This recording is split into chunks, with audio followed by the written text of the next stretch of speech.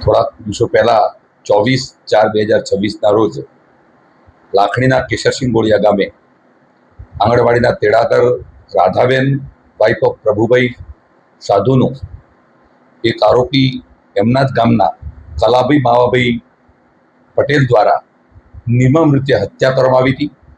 આંગણવાડીના મકાનમાં નંદઘરમાં બેસીને એની હત્યા કરવામાં આવી હતી. એ આરોપીએ ત્યારબાદ પોતે પણ આત્મહત્યા કરવાનો નિરર્થક પ્રયત્ન કર્યો હતો, જે હાલમાં સિવિલ હોસ્પિટલમાં આરોપી સારવાર હેઠળ છે પાલનપુર ખાતે. પરંતુ આખું કેશરસિંહ ગોળિયા ગામ, કે જે ગામ 80% મારવાડી પટેલોની વસ્તી ધરાવતું ગામ છે, અને આરોપી કલાભાઈ પોતે પણ મારવાડી પટેલ હોવા છતાં તમામ નાત સમાજના લોકો ભેગા મળીને, પટેલ સમાજ અને બધા જ સમાજો ભેગા મળીને આજે નિર્ણય કર્યો છે કે જે આરોપી પરિવારે દુષ્કૃત્ય કર્યું છે, જે પ્રકારે નિર્મમ હત્યા કરી છે, આ હત્યારા પરિવાર સાથે આખા ગામમાંથી કોઈ વ્યક્તિ એના ઘરે જવું નહીં, આવવું નહીં, એને છોડાવવા માટે કોઈએ જવું નહીં, એને કાનૂની મદદ કરવા માટે કોઈએ જવું નહીં, એનું જામીન કોઈએ થવું નહીં, એની જમીન પડી રહે તો ગામના કોઈ પણ વ્યક્તિ એની જમીન વાવવી નહીં, બવડાવવી નહીં, કે કોઈ પણ રીતે એના ઘરના તમામ પ્રકારના સંપર્કો કાપી નાખવા માટેનો કેશરસિંહ ગોળિયાની તમામ જનતાએ ભેગા મળી અને નિર્ણય કર્યો છે.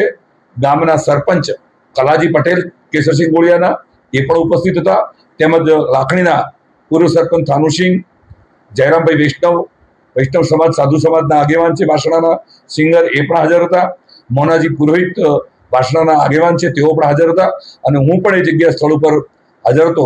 અમે બધાએ ભેગા મળીને, સાધુ સમાજ પણ આખા ભેગો થયેલો હતો, અને આખું ગામ એકરેટેડ ભેગું થઈ અને આ પ્રકારનો નિર્ણય કર્યો છે.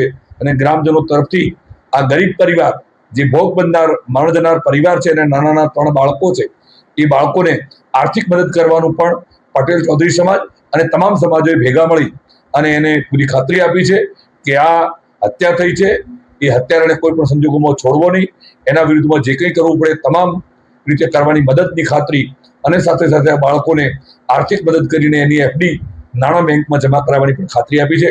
હું ધન્યવાદ અને અભિનંદન આપું છું. આ પ્રકારે લોકો એકતા બતાવે.